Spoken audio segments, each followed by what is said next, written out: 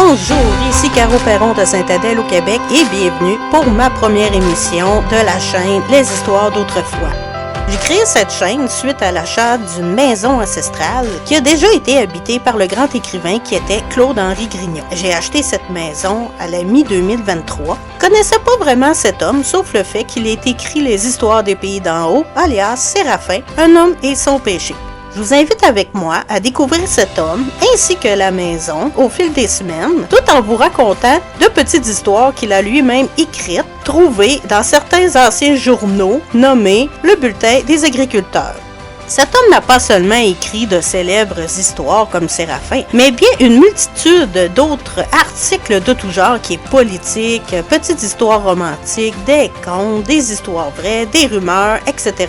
Suite à des recherches et des rencontres avec différentes personnes qui sont venues à moi comme par magie, comme un homme nommé Jean Bouchard qui a écrit 3 livres sur le sujet des jouets anciens au Québec, que je vous recommande d'ailleurs pour ceux et celles qui ont la nostalgie des jouets. Ces livres sont vraiment bien imagés et du même fait, c'est vraiment un coup de cœur de feuilleter ces 3 livres. Ceci étant dit, cet homme-là possédait plus de 180 journaux anciens des bulletins des agriculteurs. Ils m'ont permis de les acheter à un faible prix afin de m'aider à découvrir qui était Claude-Henri Grignon et qu'est-ce qu'il écrivait. Je vous invite avec moi, comme à toutes mes futures émissions, écouter de petites histoires de ces vieux journaux qui sont plus imprimés de nos jours, mais qui est toujours aussi plaisant de regarder et de comparer nos années aux années 1900. Restez jusqu'à la fin, une petite surprise va vous attendre, vous allez voir, c'est super drôle. L'histoire d'aujourd'hui a été publiée dans le Bulletin des agriculteurs de juin 1961. La page 60-61, section Père Bougonneux et ses contes de la montagne, écrit justement par Claude-Henri Grignon. Vous êtes prêts à entendre cette petite histoire? C'est parti!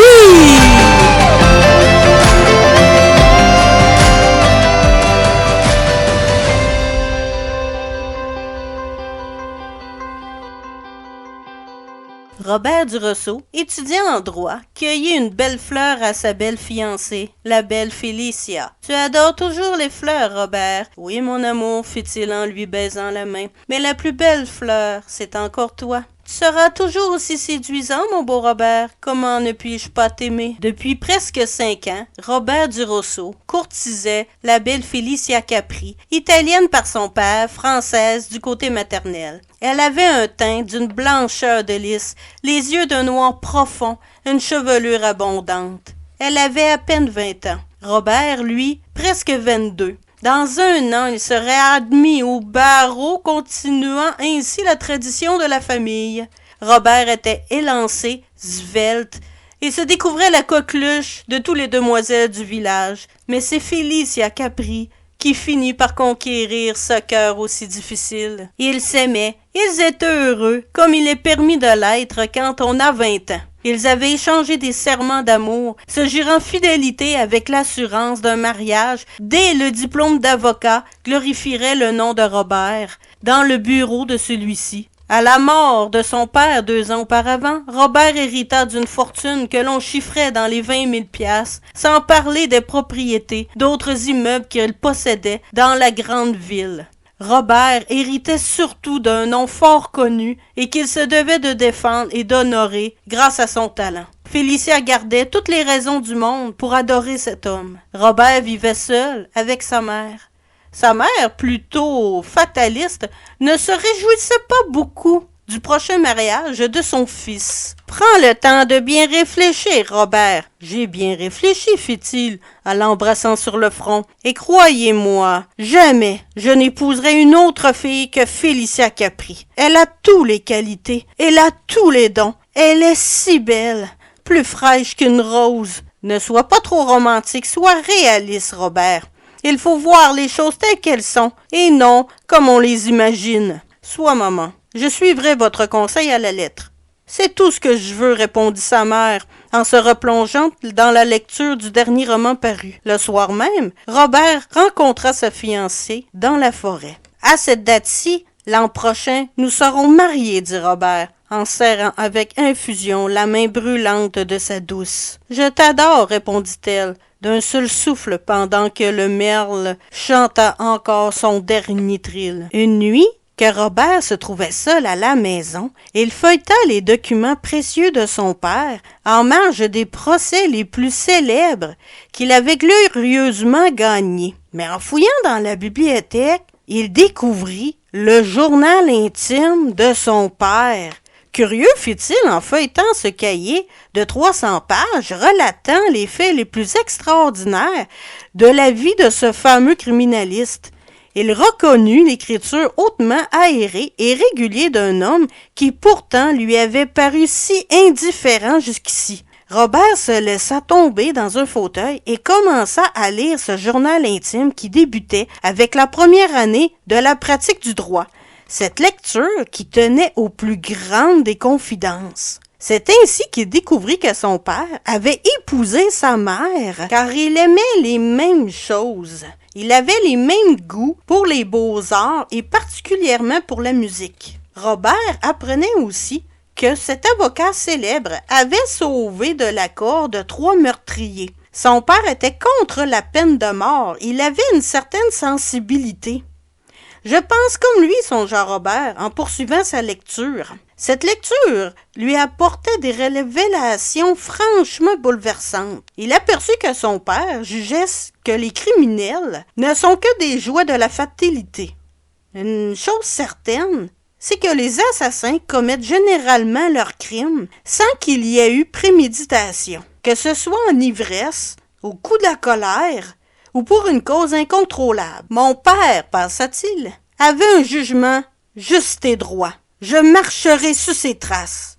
Mais, au courant de sa lecture, une chose devait surtout le garder au cœur, qui rendait cette lecture de plus en plus difficile.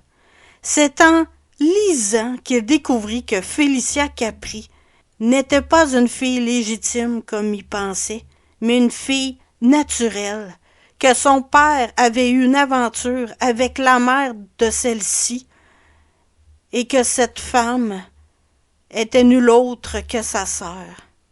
Les détails du journal intime de son père ne pouvaient le tromper. Robert pleura toute la nuit.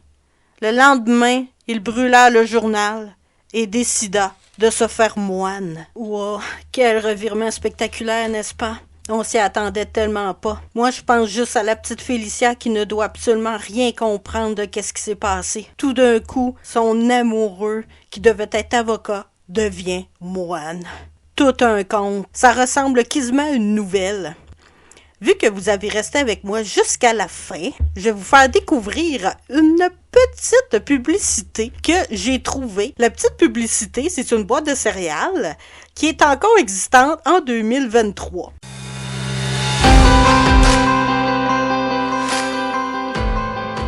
Better Brown Flakes, goût agréable, plus du son pour vous tenir en forme.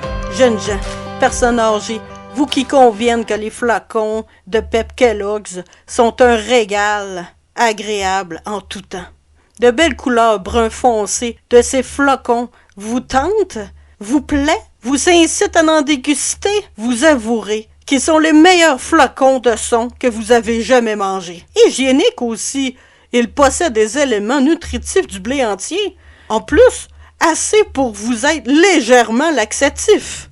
Un mets savoureux qui contribue à vous maintenir en excellentes conditions. Servez-en au déjeuner, au lunch, au souper et même aux enfants.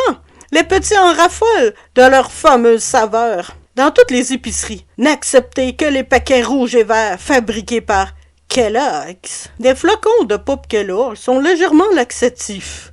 Un autre produit Kellogg's. J'espère vous avoir bien diverti avec cette petite histoire et cette petite publicité qui, de nos jours, serait sûrement douteuse. Je vous invite donc à me soutenir en vous abonnant à cette nouvelle chaîne, Les Histoires d'Autrefois, et me suivre dans mes prochaines émissions. Pour tous ceux et celles qui veulent m'encourager à produire d'autres émissions et veulent m'aider à collaborer dans la restauration de ma vieille maison, j'ai ouvert dernièrement sur le site Tipeee une page web qui recueille les dons de divers montants. En échange de votre don, vous me laissez votre nom et je m'engage à graver votre nom sur l'une des pierres de notre fondation. Je vous enverrai une photo par courriel si vous me laissez celle-ci. L'adresse pour avoir cette chance est le https://fr.tipeee.com/Caroline, Caroline, Perron, Perron. Vous écrivez cette adresse tout au haut de votre écran et vous devriez directement tomber sur ma page Tipeee. Alors, je vous laisse sur l'invitation de rejoindre mon réseau et de mettre la notification afin d'être au courant de ma prochaine émission. Comme on dirait dans le bon vieux temps, à la voyure et que Dieu vous bénisse.